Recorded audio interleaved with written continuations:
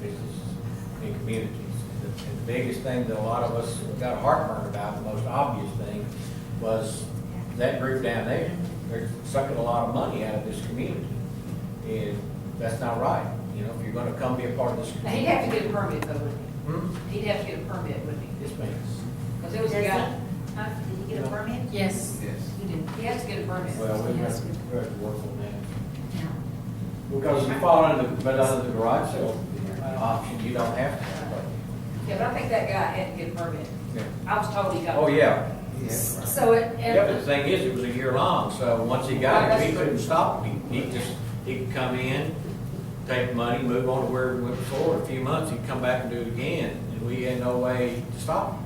But with this ordinance, he cannot no longer do that.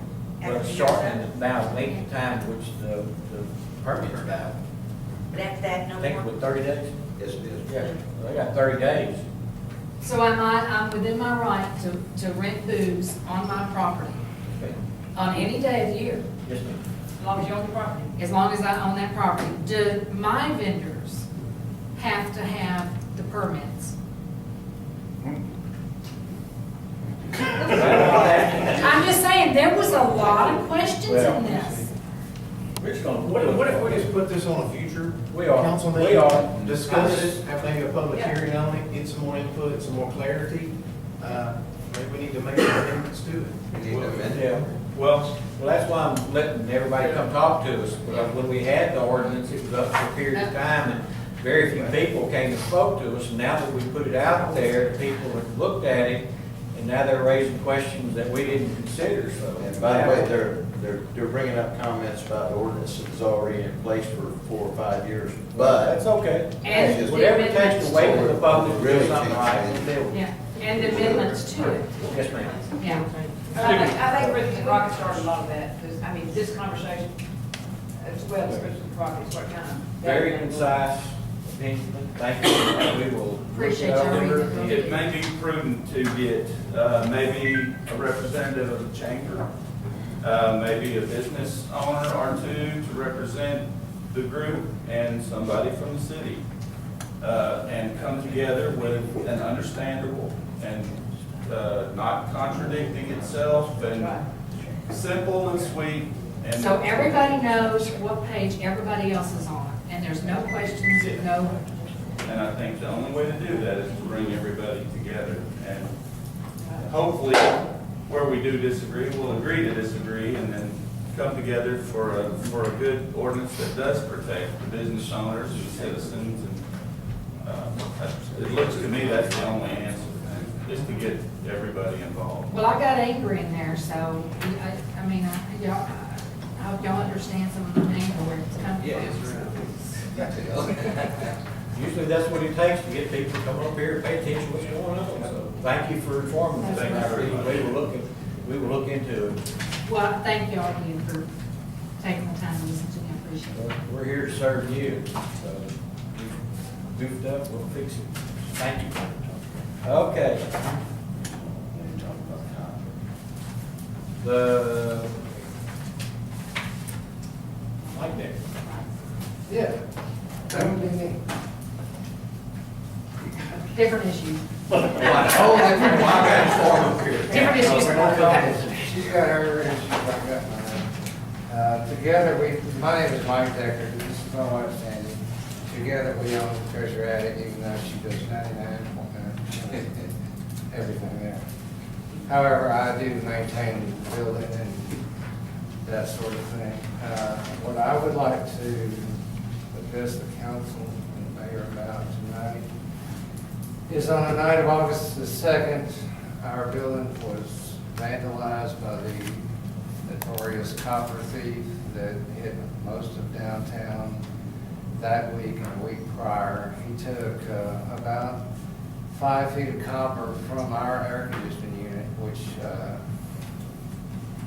actually destroyed the unit because it ran all night with no freon, no oil in it, and had to be replaced. Well, we were out, after the insurance paid their part, we were out $2,000 out of pocket, had to be closed for a week, which she lost about $1,500, she said, in revenue that week. And as you're aware, the copper thieves, or copper thefts is a national problem because of the high prices of copper. Texas state law already addresses this issue by requiring that scrap dealers not take air conditioner related parts. However, they do not specify copper tubing as an air conditioning related part, because copper tubing can be used for gas, it can be used for water and other things. Other cities across the country have addressed this issue and passed ordinances to try to stop or at least slow down the copper theft problem. If you were to Google the words copper tubing ordinance, you would get 45,000 hits. I'd like to read each and every one of those to you. However, I won't do that. But I did come across with some really good ideas presented and passed as ordinances by other cities. And some of these, and I've only got a few, and I'm going to hand these out to you all when we get done. Some of these require sellers of copper tubing, the seller of the copper tubing, to have a permit and a background check issued by the city so that we can stop convicted felons from selling copper to scrap dealers. Now, the permit wouldn't be required from somebody that holds a valid AC or plumbing license. They can sell all the scrap copper they want. That's fine. It also requires scrap dealers, this is what other cities have done, requires scrap dealers to pay by check instead of cash, that check being held for 3 to 10 business days and only mailed to their permit resident address. And these scrap dealers cannot cash the check for these sellers. It also requires scrap dealers to notify law enforcement and maintain that copper with that person's tagged ID for a period of about 5 days. And this is only a few things that other cities have done. There's, like I said, there's 45,000 ordinances. We got a letter from our insurance company after all this happened. They want to review our policy, which we all know what that means. They want to raise the rate because we filed a claim, the first and only claim we ever filed with them. So this is a problem with not only us, but everybody in the community, because I know y'all talked last week about ISO ratings being lowered, and that would reduce your insurance rates, but if it's offset by the copper thefts and the insurance company's paying for all of that, you're not saving any money at all. So I would encourage the Crockett City Council to seriously engage this problem by passing some sort of copper ordinance. And there was a, like I said, I'm going to hand out this handout to all the members. There was a lady last year, 79-year-old woman in Dallas. Her air conditioner was disabled because the thieves stole the copper. They found her dead in her home 2 days later. And I don't want it to come to that before the city acts. So that's my issue on that.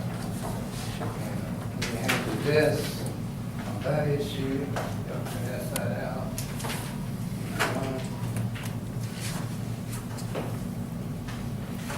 Whenever you're ready, I'll start on my next.